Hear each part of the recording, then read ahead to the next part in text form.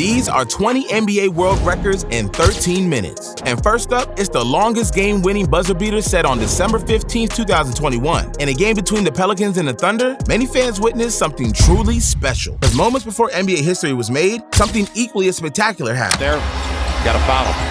And they do. He fouled him. 1.4 to play, out of time. But apparently, SGA's luck was contagious, because moments after this miracle happened, Devontae Graham decided to join the party. And give Shai Gilgeous-Alexander credit as Devontae sends it.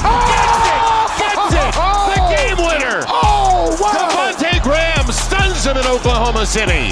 Just how you drew it up! People say lightning doesn't strike twice, but those people couldn't be farther from the truth. That said, anyone can make a 61-foot bomb by chance, but what the 1990-1991 Phoenix Suns achieved? Now, that doesn't happen by chance. Against the Denver Nuggets, the Suns scored an unfathomable 50 points in the first quarter alone, but the Suns weren't finished. They had so much fun in the first quarter, they decided to top it in the second quarter, this time scoring 57 points. Combine the two quarters together, and voila! The Suns scored 107 points in a single half. But if you thought that record was impressive, wait till you hear about the worst regular season record of all time. Or better yet, the most free throws attempted in a single game. However, first, you have to hear about Calvin Murphy. He might not be a household name yet, but that's destined to change based on his off-the-court behavior. In fact, Murphy holds the record for having the most kids in NBA history. He has 14 kids with 9 different women. As DeMarco Cousins III would say, he's a professional raw dogger. But sometimes even professionals can struggle, something Charles Barkley knows all too well. When Barkley retired, he finished his career with the lowest three-point percentage in NBA history when attempting at least 1,000 three-pointers. At a measly 26.6% from beyond the arc, you almost have a better chance of seeing Shaq make 2 consecutive free throws than Chuck hitting a 3. In fact, Barkley is so bad at shooting threes that his Inside the NBA co-host Ernie Johnson once challenged him to a three-point contest.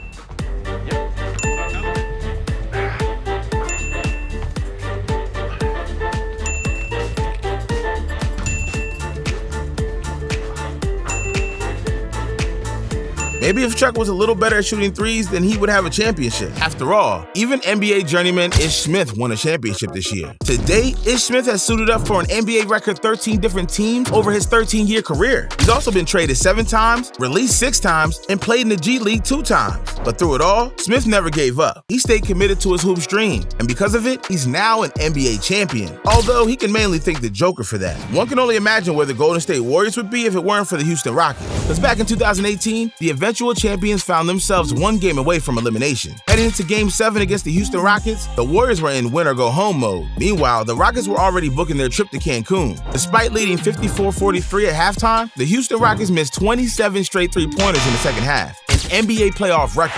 So Durant now 4 of 10 from the field. That ball was deflected.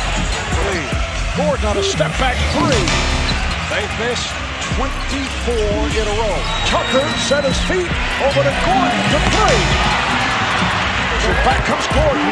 Kicks it the other way. Ariza again is off. Ariza for 3. Cannot find the range. All that to say, the Rockets only lost by 9 points. But do you know what's worse than losing by 9 points? Losing by 73 points. And in 2021, the Oklahoma City Thunder did just that. In a 152-79 beatdown against the Memphis Grizzlies, OKC found themselves in a hole from the get-go. Tillman, Bain, extra pass, Melton for 3, bango! Aldama drives on Baisley, X for 3, bango! Will only help Morant is Xavier Tillman knocks down that 3. Nice set. All right, here's going to be your record. But they weren't the only ones embarrassed. The Charlotte Bobcats weren't just bad for 1 game, they were bad the entire season. Despite winning their opening game of the 2011-2012 NBA season, the Bobcats only went on to win 6 more games the rest of the season. And if it wasn't already embarrassing, they finished the regular season on a 23-game losing streak. If it wasn't for a shortened season, things would have really got out of hand. Nevertheless, the Bobcats finished 7-59 on the season, solidifying it as the worst season in NBA history. But enough about the worst team ever. Let's talk about the greatest quarter ever. This past year, the Warriors caught fire against the Portland Trail Blazers. For 12 minutes straight, they could not miss. Steph finding Klay Thompson, and he opens with a 3. He had 24 yesterday against the Clips. Klay Thompson with Jordan again. Okay, what else is new? Oh, Moody to Kuminga. How pretty was that? Keep the ball moving at 7. Poole, step around three, got it! That is not a misprint on your screen. 55 points in the first quarter is a new NBA record. Leave it to the Warriors to score 55 points in a quarter. So inspirational. But not as inspirational as our next NBA record. Because it's not easy to hit a game-winning buzzer beater. Well, unless you're Michael Jordan, who has managed to do it not once, but 9 times. Better yet, 3 of his game winners came in the postseason, 2 of which won playoff series. Jordan, open, Chicago with the lead. The Chicago Bulls have won their 6th NBA championship, and it's their second three-peat. He looks, he gives to Jordan.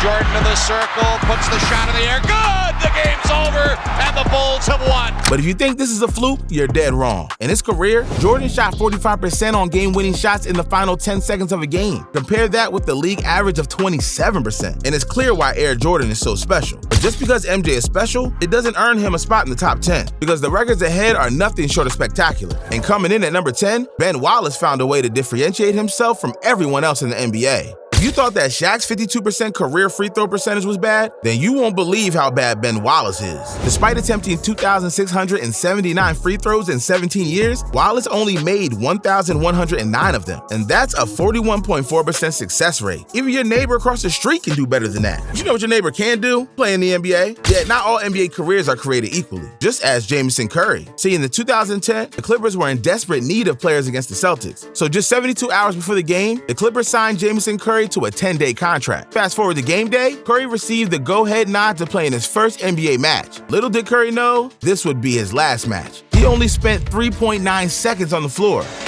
At the end of the second quarter, Rondo had a prayer of a shot that didn't make it. Went in, but didn't make the clock. We'll see what happens here.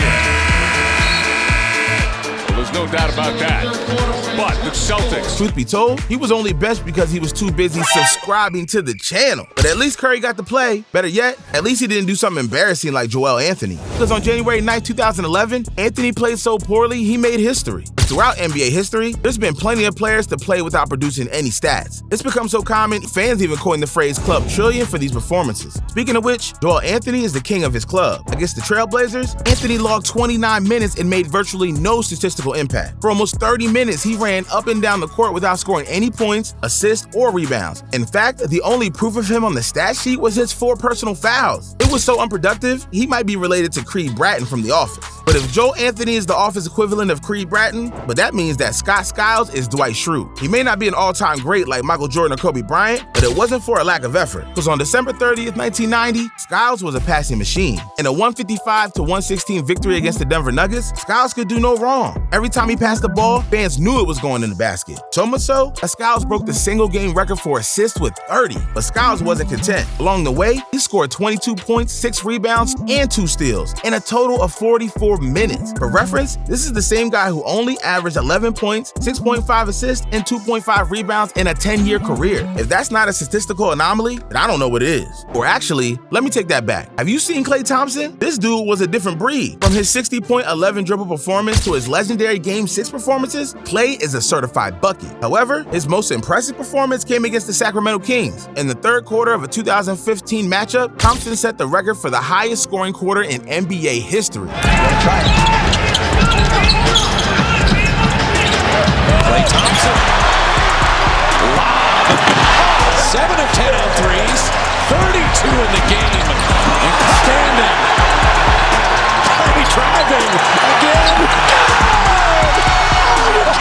And 37 in a quarter. Let that sink in for a second. 37 points in 12 minutes. That's insanity. But Nikola Jokic looked insanity in the eyes and came out on top. Coming off a loss in Game 2 of this year's NBA Finals, the Nuggets were fired up to come back strong against the Heat. But no one was more fired up than the Joker, who was going to do everything in his power to bounce back in Game 3. Although, he didn't just bounce back, he put together one of the greatest postseason performances ever. After shot so far, 7 of the 13 field goal attempts. Jokic just inside the foul line.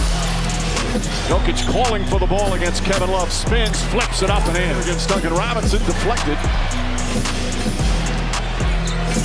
Murray Jokic left open. Now Adebayo comes out. Jokic throws it up, and Gordon at 18 points. Jokic fakes, drives, scoop layup is good. In a 109-94 victory, Jokic made history with 32 points, 21 rebounds, and 10 assists, becoming the first player in finals history with a 30, 20, and 21 game. However, up next, it's a different kind of record, because there are some records players brag about, and then there's Steve Nash records, the most high fives in a single season. See, it's no secret that Nash is a great teammate, but perhaps the most impressive part of his game isn't flashing passes or leading his team's fast-paced offense. It's his team spirit. During the 2009-2010 NBA season, the Phoenix Suns had an internal count of the number of high fives Steve Nash gave during an average game, and the total came out to 239 high fives. And if you take that number and multiply it across an 82-game season, you get an absurd 19,598 high fives, which brings us to the final three records. And it's only fitting that the number 3 record is the longest three-pointer in NBA history. I'll let Baron Davis do the rest.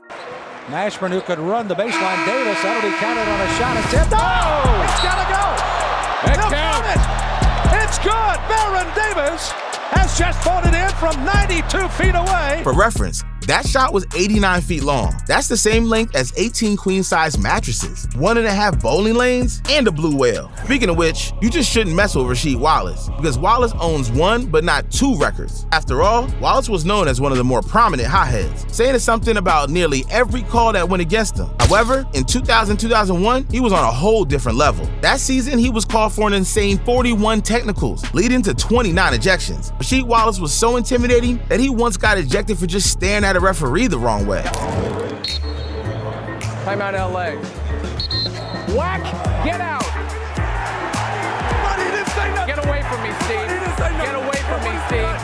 He didn't say a word. Technical foul, Wallace, he's gone. No, not right. I asked him 3 times to stop staring at me to try to intimidate me. I'm done. He's gone. Safe to say, someone could just use some anger management classes. But enough about anger management, we still got 1 record remaining, and it belongs to the one and only Dwight Howard. For some, he's known as Superman from Soulja Boy's viral hit, Crank That. But it's hard to call him Superman when he's at the stripe. That's his kryptonite. And in 2012, he was such a liability that he shot a record 39 free throws in a single game. Sadly, Howard faltered under the spotlight, making a measly 21 of 39 free throws for the Orlando Magic. But at least this one was a one-time occurrence. Wrong. Just a year later, he tied the previous record of 39 free throws. Only this time, he wasn't playing on the Orlando Magic. He was playing against them. That said, he was ready this time around, making 25 of 39 free throws. Just like you should also prepare yourself to watch another one of my videos. So what you waiting for? Click on the video.